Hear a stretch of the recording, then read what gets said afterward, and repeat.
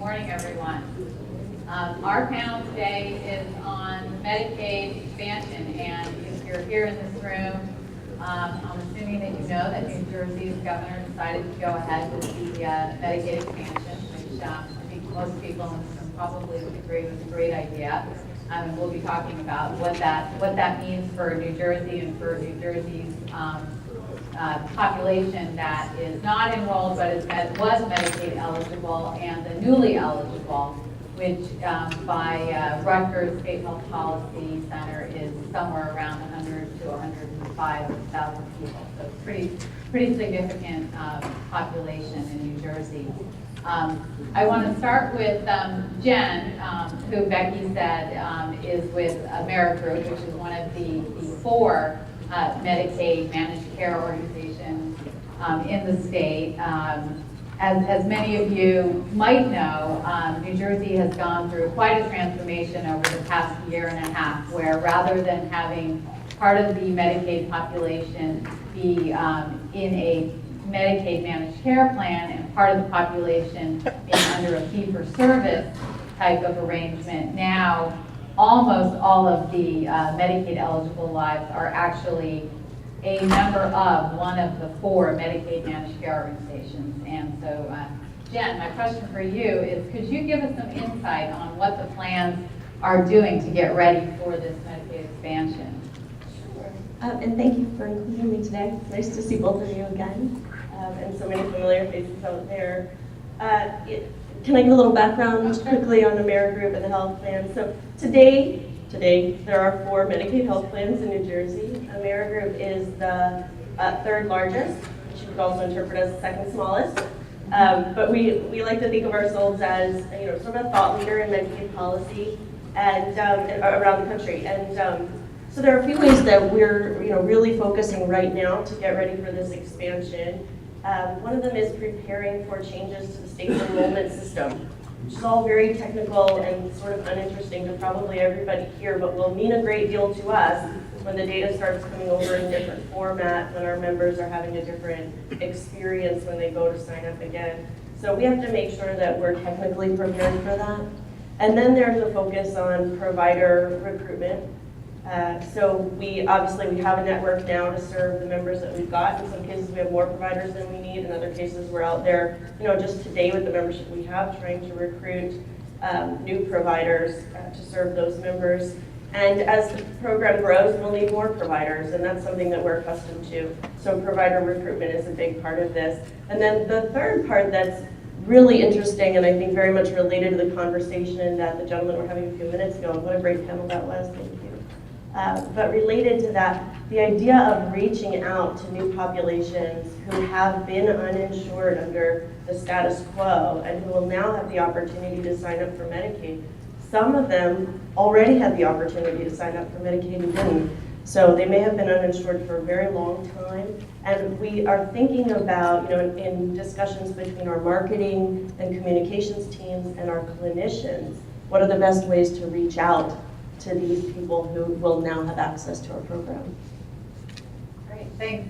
Raquel, maybe you can chime in. I know Jen was just talking about some of the challenges about recruitment, and in particular, there's been, I've heard a lot of feedback that particularly in the areas of mental health and substance abuse, that's really an area where there's just not enough providers out there, or there's not enough providers that are in the networks. Maybe you can touch on what this expansion means to those populations and why it's going to be so important to have that recruitment. Sure. Well, first of all, the Medicaid expansion presents a new opportunity for people with mental health and substance use issues to really become covered. So many of it's estimated that a good portion of the expansion population are people who have mental illness and substance use disorders. So with the elimination of the categorical eligibility criteria for Medicaid eligibility, which has often kept people with mental illness and substance abuse, often single adults, often homeless, disenfranchised group of people, kept them out of the coverage opportunities, it will be a very exciting new opportunity for them to now be newly covered.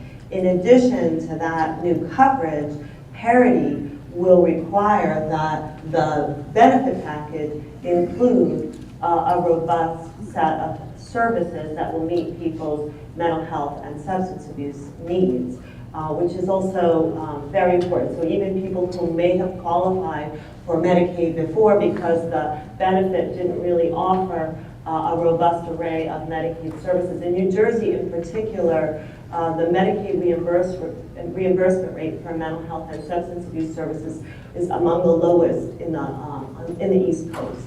So I know that Medicaid now is going through an opportunity together with the Division of Mental Health and Addiction Services to bring an actuary on board to begin rebalancing those rates, which hopefully will also provide an opportunity for some growth to occur in the provider community, hopefully attracted by a new and different rate structure. I think we'll also see, because of the meaningful use standards, primary care practices will have to screen people for mental health and substance abuse issues, so we'll see greater early identification of substance abuse and mental health and mental illness within primary care settings.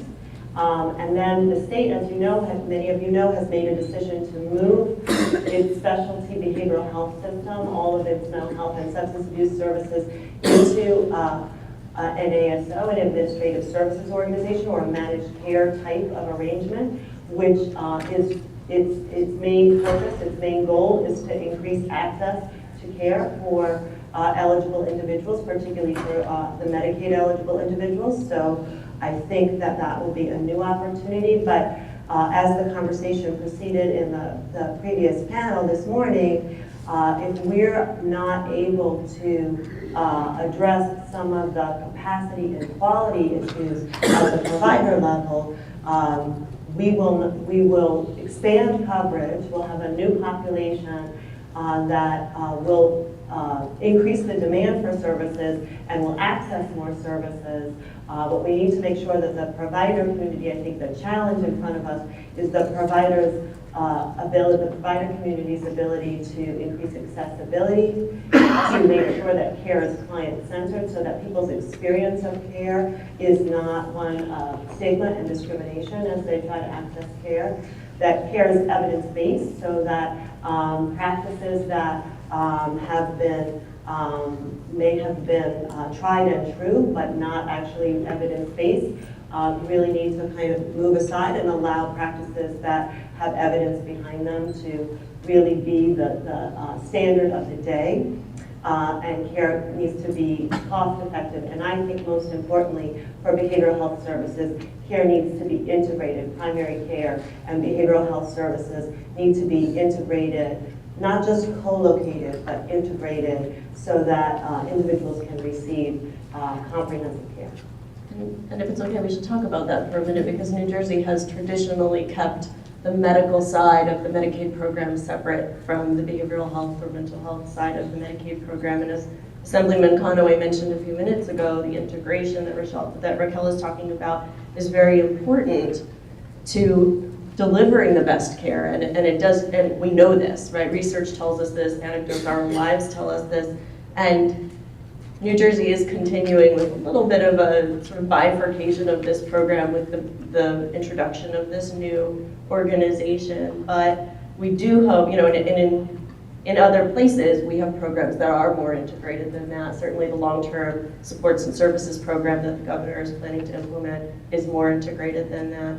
But we're hoping that in this new model, we'll at least have better flow of information between the medical side and the behavioral mental health side. Jen, do you know, are the two systems going to share claims data in a protected way so that the clinicians at least will be able to have that information? Yeah, the plan is for the data to flow back and forth, obviously in a protected way, and that's very important. It gets us sort of part of the way there. The other challenge is being able to communicate with the providers, right? Having that integration of conversation between maybe the primary care provider and a behavioral health provider, or having the discussion between the health plan's care manager who's working with this person and the behavioral health provider who's not actually directly connected to that Medicaid health plan on the medical side.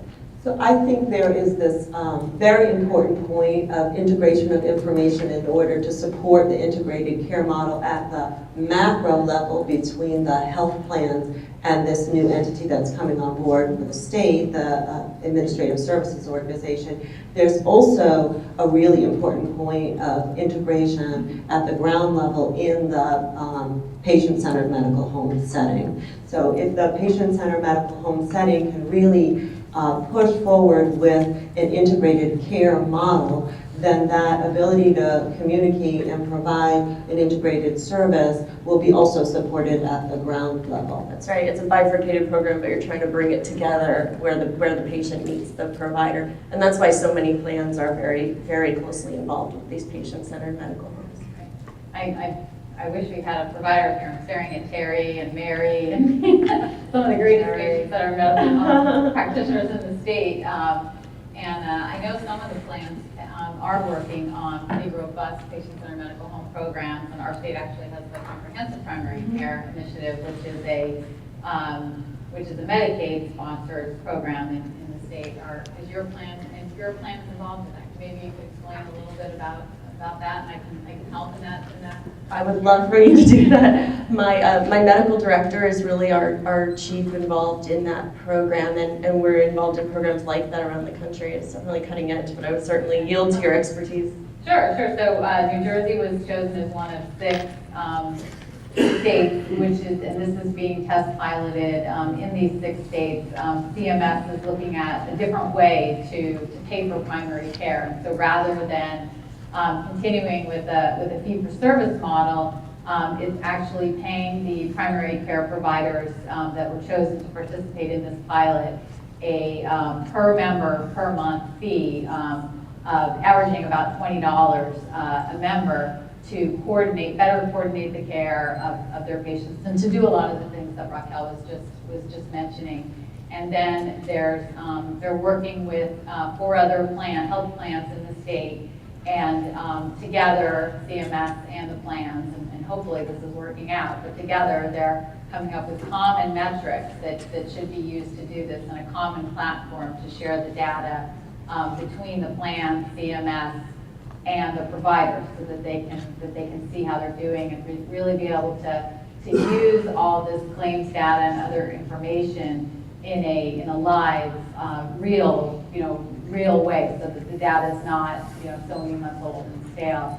And then eventually, this is a 4-year project. Eventually, there'll be shared savings with these practices if they perform on the quality metrics that are being measured. And that AmeriGroup is one of the plans one of the 2 Medicaid plans. Right. And there are a lot of really interesting innovations going on that way, where people are driving towards results and outcomes, and really working to get those medical homes established that will make a difference to the problems that we see out there. Yeah. Do you think? But when you're out there recruiting providers for this new growing Medicaid population, how is that going? Are you getting pushback, or are people interested in joining the network? Because there is going to be this increased demand. Right. There's a lot of interest around the increased reimbursement for primary care, which essentially says that a provider serving a Medicaid patient, our members, will be reimbursed at the Medicare rate, which is significantly higher. And New Jersey, like many other states, is waiting for federal approval of its program implementation. So that hasn't actually fully kicked in and realized yet. So, what we're kind of hearing about it right now is from the providers who are already serving Medicaid clients, where's that reimbursement? When are we going to get that? And that's a very fair question, because by law, they would have reasonably anticipated having it by now. We're all just waiting for that federal approval. And then those who aren't yet serving Medicaid clients are sort of watchful, right? They're saying, is this going to come through or not? But that's an improvement, because so many of these docs, when you called them before, will you join our network, will you serve our members? The answer was simply no. And now the answer is, I'm watching to see what happens with that reimbursement increase. So we think that we'll get a lot of traction very suddenly when the feds approve New Jersey's plan and everything begins to roll out. And it will be retro to January 1st in accordance with the law. Great, great. So the last panel spoke a lot about this wonderful seamless marketplace. It's going to go live hopefully October 1. It's going to be healthcare.gov, where people will be able to go and click a button and shop and pick what's best for them. I've been on some of the calls, though, for interested parties in New Jersey, and one of the awkward pauses on the call was when it came to the Medicaid issue. There was a description of you'll go, you'll plug in all your information, and then if you're Medicaid eligible, you'll maybe be able to get that eligibility determined right there on the healthcare.gov website, or maybe not. It might be that the state will still retain that Medicaid eligibility determination work, and then you will be sort of shuttled to a different place where that determination will be made. And that decision really hasn't been worked out yet, but yet the clock is ticking. So Raquel, you worked at DeMoss. What do you think? What should the state do if you were Valerie Har? If you were Valerie Har, you wouldn't be here. You'd be very busy. But if you were Valerie and Commissioner Velez, what would you do? What are the pros and cons, would you say, in letting the federal government make that determination, or keeping it at the state level? Well, I think first of all, and most importantly, it's really critical and always challenging in government for separate agencies to work across silos and collaborate to deliver a seamless product to consumers. But the imperative to do that now is incredibly great. It is, really up to the stakeholders in the healthcare environment to figure out how we can work together to make sure that we're able to deliver successfully a marketplace that is as good or better than any other commercial marketplace to make any other decision. In respect to your point that healthcare is not a commodity, but is something different, we need to do a good job about how to figure out how to help people make informed decisions about purchasing their health coverage. I think, historically, Medicaid eligibility determination has taken place at the county welfare agencies, the county boards of social services. There are some advantages to that relationship at the Board of Social Services. The Board of Social Services offers supports for more than just healthcare benefits. There are food stamps, there are employment benefits, there are other cash assistance benefits. So an individual who shows up at a county welfare agency will have, and today does have, the opportunity to really figure out a host of benefits that they might be eligible for. On the downside of that, for many people, that experience of taking a trip to the Board of Social Services carries a fair amount of stigma to it. And people don't necessarily feel comfortable walking into the Board of Social Services because it's an indicator of the fact that you're seeking public support. Today, many of those county welfare agencies have a backlog of applications. So there's definitely a bottleneck that is happening there. So, however, it is known, they have systems in place. What is yet unknown is how well the new federal ability to do the determination will actually be. If it is in fact more seamless, is able to deliver information to help inform people's decision making around the purchase of health insurance coverage, and is able to streamline that process and destigmatize that process, I think that option could be very, very attractive to people. So you would take a wait and see approach, it sounds like. I would want to ensure that the federal system is its block and tackle is functioning well. And then if that's the case, you have a unique opportunity to destigmatize the use of public resources to help support your health coverage. I'd have to agree with that. We don't, as health plans in the Medicaid space, we don't get to choose who joins our plan. We don't get to determine their eligibility for our coverage. So we're really not directly involved in that. But I think, we're talking about a program that's rolling out fairly quickly by government program standards.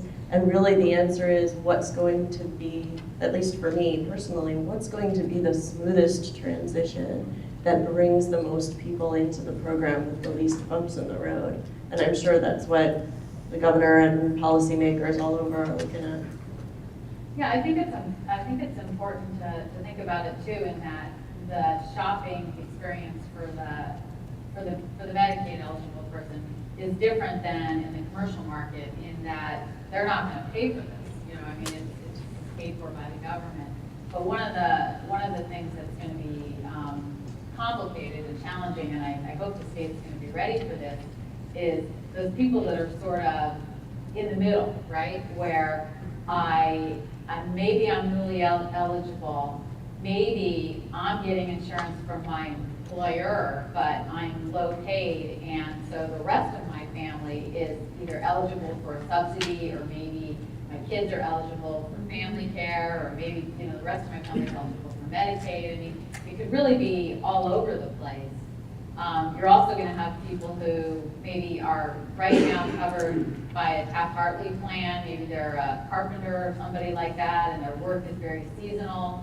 So sometimes they're covered under their employer's plan, but now sometimes they're Medicaid eligible. And to have that one place to go to get all the information, to get your eligibility levels, and then to be able to compare, okay, do I want to go with Medicaid? Do I want to go with a subsidized, some kind of subsidy in the exchange? These are all very complicated, and to have somebody to sit there and talk to it to be able to determine the eligibility right there would certainly be, I think, the best scenario. Yeah, I think you're trying to manage 4 decisions that are pretty complex. What is the benefit package? How rich is the benefit package for me and for my family? Does it cover what I need to be covered? What are my out-of-pocket expenses? What is my premium, factoring in the subsidy? And then the last piece of it is, where are my providers enrolled? So that I can make sure that I can have continuity of care with my providers. So that's a multi-dimensional decision that could be facilitated with pretty complex behind-the-scene logic in any kind of electronic marketplace that's devised, and should be, but it's a complex set of decisions around benefit package in terms of coverage, out-of-pocket expenses, subsidies, and maintaining contact with your provider. Certainly true in the exchange. And on the Medicaid side, the focus is really on kind of that last piece. Because the benefit package, regardless of which of the currently 4 health plans you enroll with, the benefit package is the same. There are no cost shares in the Medicaid space. So really they're very focused on, is the doc that I prefer to use in the network, what does the health plan's formulary look like? That could be a little bit different from plan to plan. But in the Medicaid decision-making, separate from the exchange decision-making, you're really very focused on that provider experience, that actual healthcare experience versus the construction of the benefits. So Jen, what are the plans doing right now they're not doing right now, but what are they doing right now to get ready to start recruiting these new members to come to their particular plan? Yeah. Come October 1. It's interesting to watch as the program has evolved over time. This kind of growth of the program is not unprecedented. As the economy cycles, we see Medicaid eligibility increase and decrease. So, we have in the past had large influxes of membership on the scale. And there are a number of things that we do. We do a lot of work with community organizations. And so that might be churches, it might be cultural organizations, senior centers for sure. You know, when we're focused on people with disabilities in recent enrollments, you know, you work with those organizations. Moms and kids, we worked with schools, and we found that the more community organizations we reached out to, the more they reached out to us, and the stronger those relationships became. So, you know, each of the health plans, AmeriGroup's not unique in this way, each of the health plans will send staff out to do community health fairs, you know, where people come, and free health screenings really matter when you don't have insurance, right? So people will show up there because they're looking for the health screenings that are offered at the fair, and we can talk to them there about the program. And that has been very effective. The more of those we do, the more we get invited to.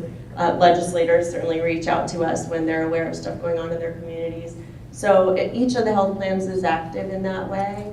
And then there's this really interesting piece, which is, okay, you get these folks enrolled day one, right? Then what do you do?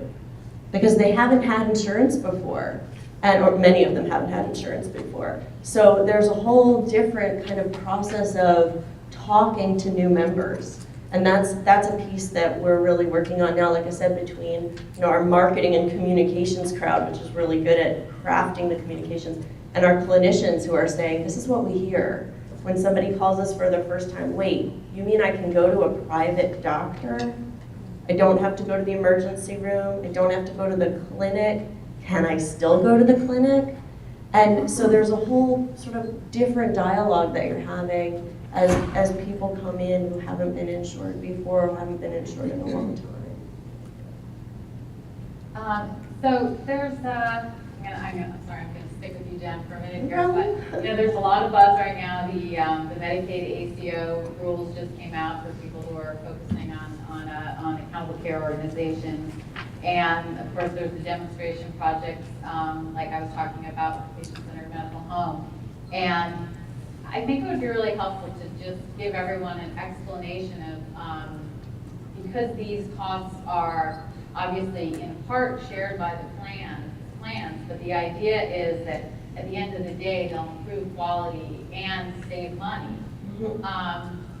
The way the plans are paid by the state is unusual. It's not the regular marketplace where people buy insurance. So I think it also would be a little bit helpful to the group if you could just give us a refresher 2-minute course on how Medicaid is paid for. Sure, I'm happy to do that. I like to think I can do it in a couple minutes.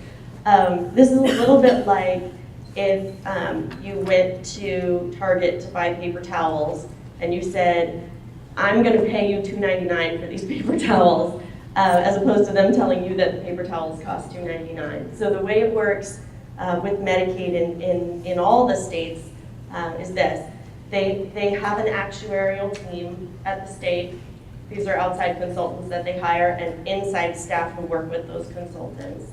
And there's a very specific process that they go through every year, which is referred to as rate development, and which is supposed to be actuarially sound. And so it's a very clear process, and there are dozens of pages and tons of data attached to that process. But essentially, it breaks down to this, and I'm not an actuary, but I got through a bunch of statistics classes in college, so that must mean something. They look at the cost of the program in a particular base year, which is already closed. So the most recent year they can look at where they wouldn't still be experiencing claims run out. So you're usually going back about 18 months, okay? And they look at the costs of the program in that year. And they say, okay, the costs were X. And everybody talks about the cost curve in healthcare, that sort of medical expense trend. And they're gonna take those costs and apply that medical expense trend to get them up to the current year. So let's say that they think that the difference between, cost year to year is 3 or 4%. And so they apply that trend, whatever it is, and sort of trend up to the year that they're trying to calculate. Okay, so they've just taken the base year and trended it forward. And then they think about any program changes they might be making. So we're adding new populations, and their cost experience might be different. This year is a good example of that. Or certain populations will no longer be eligible, and that affects the cost experience. And they might be adding, very often, services. We didn't formerly cover medical daycare and home care, personal care assistance, under the health plans. We do now. So that was a program change. So they're adding to the rate for that. They might take away services, so they'll take away from the rate for that. So those are the program changes. So you have the base year, they trend it forward, you got your program changes, whatever those are, and then they'll do something called an efficiency adjustment. I'm smiling at you, John Gould. And the efficiency adjustment really represents where Medicaid feels that the health plans could be more efficient. Is that a fair representation, sir? Could be more efficient. And what that means is there were ER utilization by your members that we think was unnecessary, could have been handled in a primary care office. And an example of that is an upper respiratory infection, where the member goes into the ER instead of going to their primary care doc. And another example is a preventable hospital admission. This person had uncontrolled diabetes or uncontrolled asthma and ended up admitted to the hospital. Medicaid doesn't want to pay for an inefficient program. So they'll take a little bit out of the rate to address that efficiency. They call that the efficiency adjustment. And that's really all it's about. But at the end of the day, the actuaries will sort of argue about all the numbers in between and come to a rate, which is the base rate that the plans are paid. And we can take it or leave it, I suppose. Great. And right now, there's 4 Medicaid plans, right? Today, And yes. it's my understanding that there's applications for more, or there's Yeah. something like that. Yeah.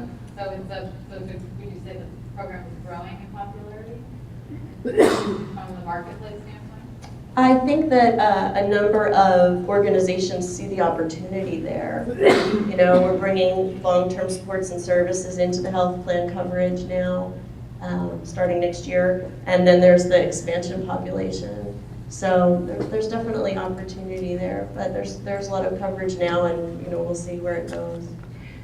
But it kind of brings up for me a point that was raised in the previous panel by Governor Florio, is this question of, in a high human capital industry like healthcare, where does the cost savings come from? And I actually think there are some pretty exciting strategies for focusing on quality in order to control costs that are really being tested right now. To kind of create that efficiency, that last measure that you talked about. So some of it is around intensively care managing heavy utilizers in the system in order to contain costs, which has been a big strategy that's used by the accountable care organizations. Another strategy has been really integrating the care so that people who have mental health and substance abuse issues aren't sent away from a primary care provider in order to get their mental health and substance abuse issues met, and they don't ever actually make it into care. Or their substance abuse and mental health issue progresses to such a degree that then they're in crisis and they're having to access acute care services when if the issue had been identified earlier in a primary care setting, that earlier intervention could have stopped the trajectory of the disease from progressing into a more acute state. So it's really focusing on the prevention so we don't end up with an acute problem.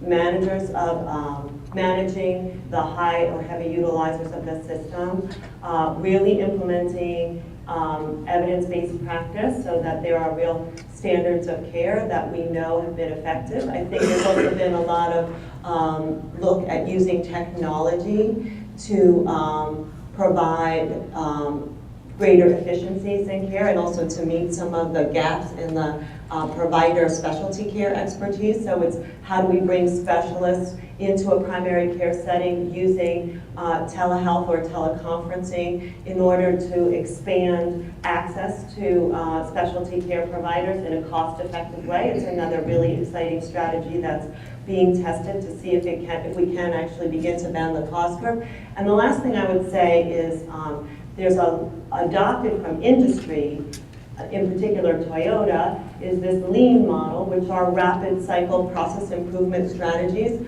where healthcare industry, walks through their agency as if they were a patient and identifies opportunities for savings or moments of waste that are occurring in the workflow of the care of the client, for which there is a fair amount of waste in that system that can create big cost savings. So even in a high capital industry, I think there are some really exciting new strategies for improving quality and containing costs that should have great impact on client outcomes that I don't think we can wait, although I know that there is a push now for the coverage piece. I think we really need to start implementing some of these innovative strategies for containing costs, and they're out there, and the provider community can begin working on them right away. And if I could just jump in on that, I think some of this is really interesting in that it's sometimes counterintuitive. So, you know, I'll just give you like a micro example of what's coming to mind as you're saying that. I think about one of my care managers the other day talking to a member on the phone. Personal care assistance, which is home care to help someone with bathing, toileting, eating, that sort of thing, is a very expensive service. And people need a lot of it when they need it. So you might think, oh, very expensive service. But actually, one of my nurse care managers was on the phone with a member recently and trying very much to talk her into this service, which you might not expect from her insurance company, which is going to have to pay for it. But this woman had recently come out of the hospital. She now had some mobility issues she had never had before. She had lived very independently before, and it turns out for a good reason, because she was a hoarder. And she did not want anyone in her home ever. And now she needed this home care aide in her home, or she was going to end up back in the hospital. But she didn't want this person in her home because she had this sort of very difficult thing that she wasn't interested in sharing. And here's the other interesting thing about that. A whole lot of home care agencies didn't want to go into that home, as you can imagine.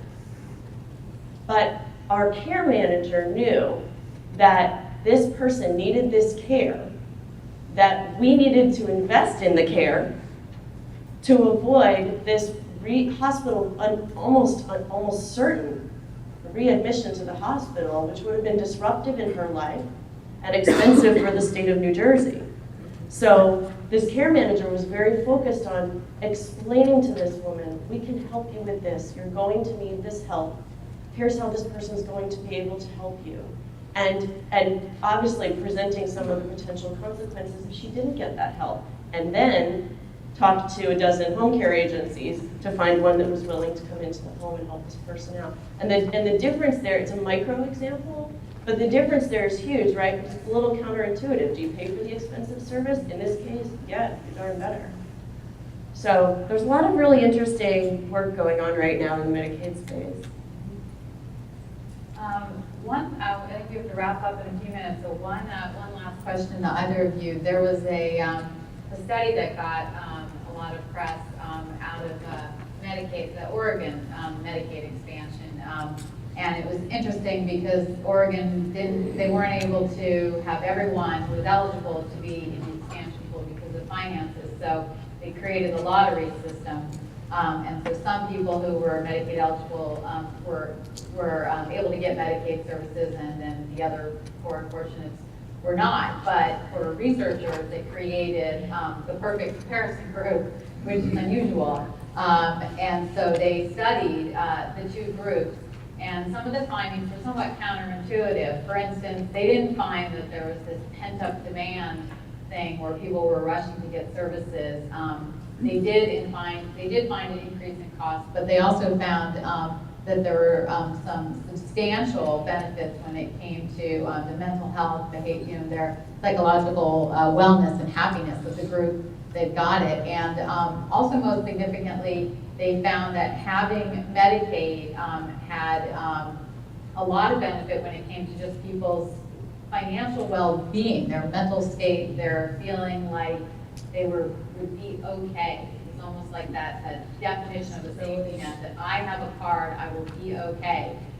Care is there for me if I need it. And then there was this op-ed in the New York Times sort of criticizing the whole thing, saying, see, what are we doing here? Why are we spending all this money?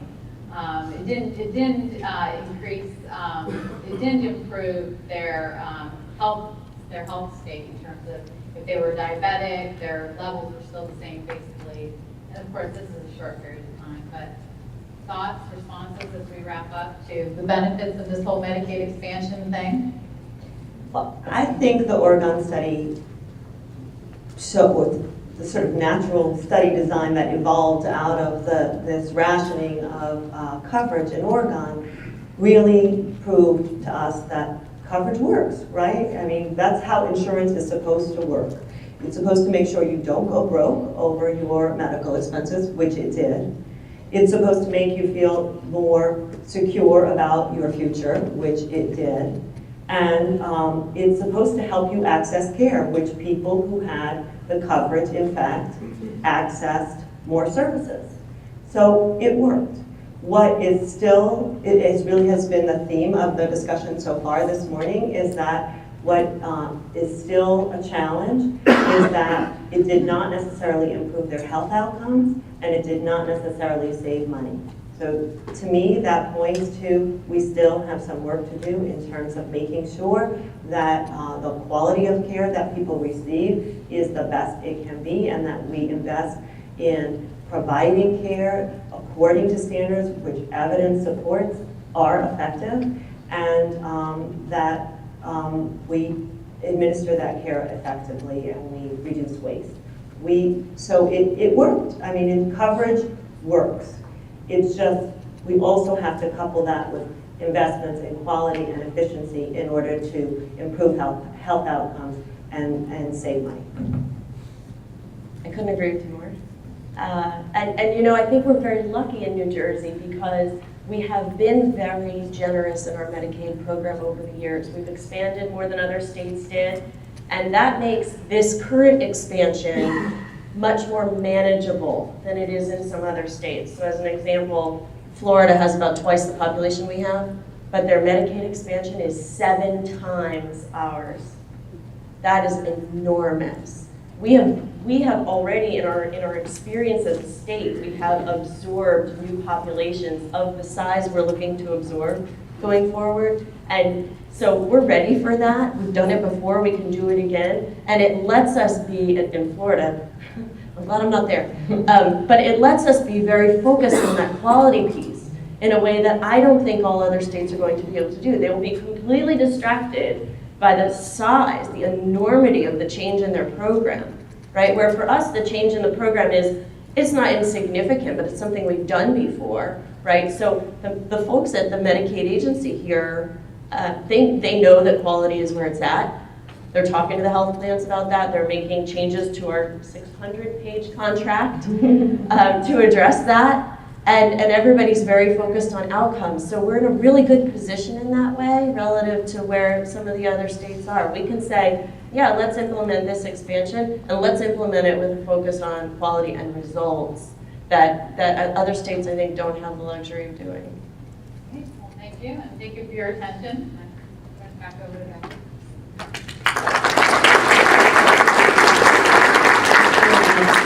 So it's not often that, try this on your friends tonight and go home and say, I had a really thought-provoking discussion today that involved actuaries and hoarding and public policy, and see what kind of reaction you get. So I think in this room we're all pretty safe in saying, wow, that was really interesting. And I'm so glad you addressed the Oregon study because that was one of the questions that I had as well. So thank you so much, panel, for that.